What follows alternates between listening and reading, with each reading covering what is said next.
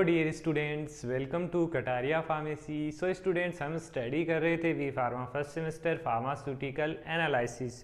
तो pharmaceutical analysis का हमारा आज का लास्ट लेक्चर होने वाला है। इसके बाद हमारा ये सब्जेक्ट कंप्लीट हो जाएगा, फिर हमारा इनऑर्गेनिक केमिस्ट्री रह जाएगा, उसको हम जल्द ही कवर करेंगे। तो आप सभी को मैं धन्यवाद बोलना चाहता हूं, क्योंकि आप लोग हमारे साथ बने हुए हैं, रेगुलर बने हुए हैं, रेगुलर लेक्चर्स अटेंड कर रहे हैं। आप लोग सपोर्ट करोगे तो आगे भी आपको और अच्छा देखने को मिलेगा कटारिया फार्मेसी पे। तो आज के लेक्चर में हमारा जो लास्ट टॉपिक है इस सब्जेक्ट का, रोटेटिंग प्लेटिनम इलेक्ट्रोड। बेसिकली इसका यूज़ हम पोलेरोग्राफी के अंदर करते हैं, तो इसके बारे में डिटेल देखेंगे, कैसे इसका कंस्ट्रक्शन है, कैसे वर्क करता है, और लास्ट में देखेंगे एप्लीकेशन ऑफ पोलेरोग्राफी। तो वीडियो में एंड तक बने रहना। और अगर आपने चैनल को सब्सक्राइब नहीं किया है अभी तक भी, तो अब तो कर लीजिए। आपका फर्स्ट सेमेस्टर भी कंप्लीट होने वाला है, अब सेकंड सेमेस्टर में स्टार्ट करेंगे। क्योंकि जितना मैं ग्राफ देखता हूँ, मतलब 100 में से 35% स्टूडेंट ने ही चैनल को सब्सक्राइब कर रखा है। बाकी जो स्टूडेंट्स हैं वो सिर्फ वीडियोस देखते हैं, सब्सक्राइब नहीं करते हैं। तो मैं बता देता हूँ आपको, सब्सक्राइब करने का कोई भी पैसा आपका भी नहीं लगता, और ना मुझे पैसा मिलता है सब्सक्राइब का।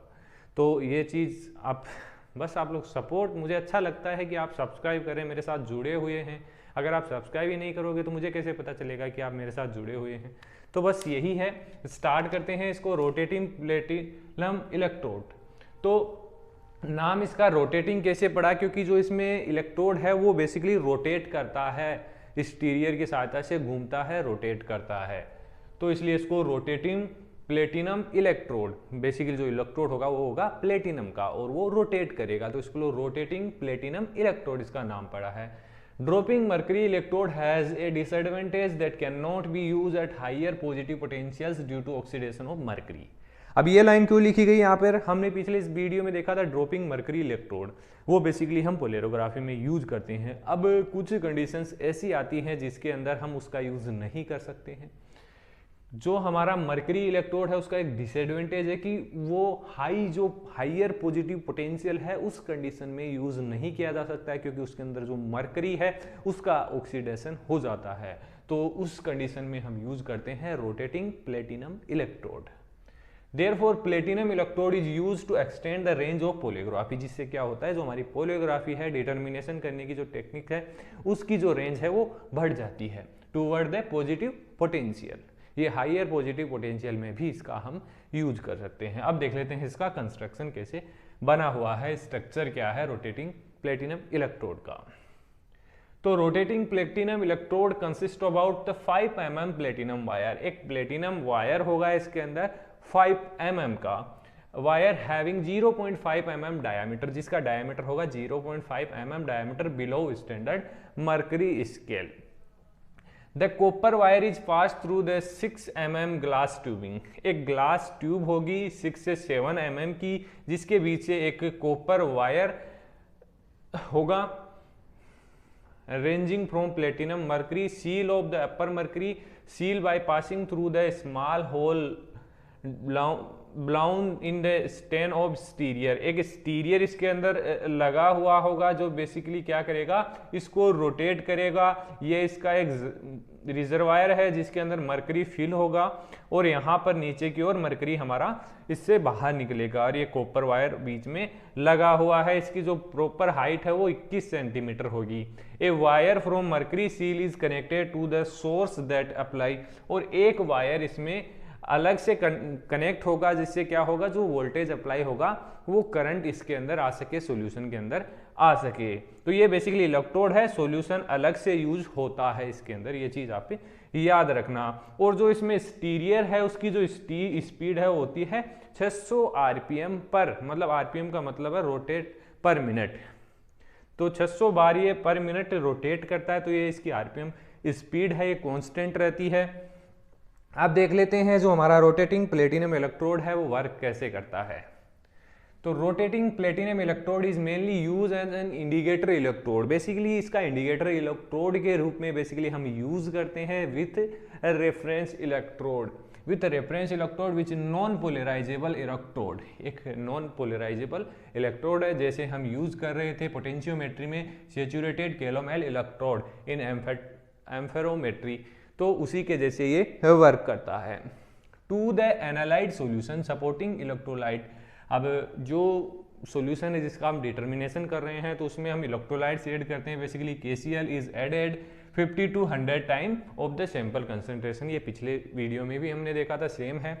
उसके अलावा क्या करते हैं, pure nitrogen gas is bubble through the solution, उसके अलावा जो सॉल्यूशन उसके थ्रू एक प्योर नाइट्रोजन हम गुजारते हैं तो क्या होता है कि जो उसके अंदर डिजोल्व ऑक्सीजन होती है सॉल्यूशन के अंदर वो रिमूव हो जाती है।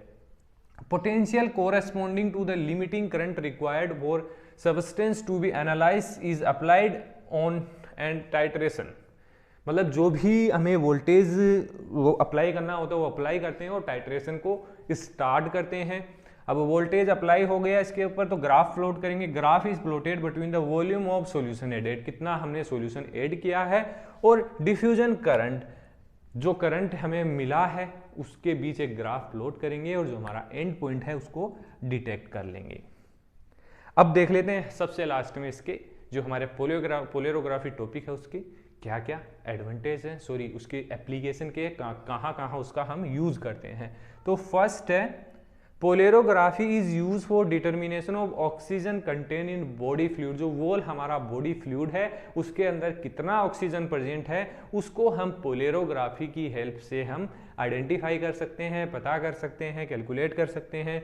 सर्वल मर्करी कंटेनिंग एंटीसेप्टिक और इंसेक्टिसाइड्स, मतलब कुछ ऐसे इंसेक्टिसाइड्स हैं, एंटीसेप्टिक्स हैं जिनमें मर्करी होता है कंटेन, उनको डिटरमाइन करने के लिए भी हम पोलेरोग्राफी का यूज कर सकते हैं।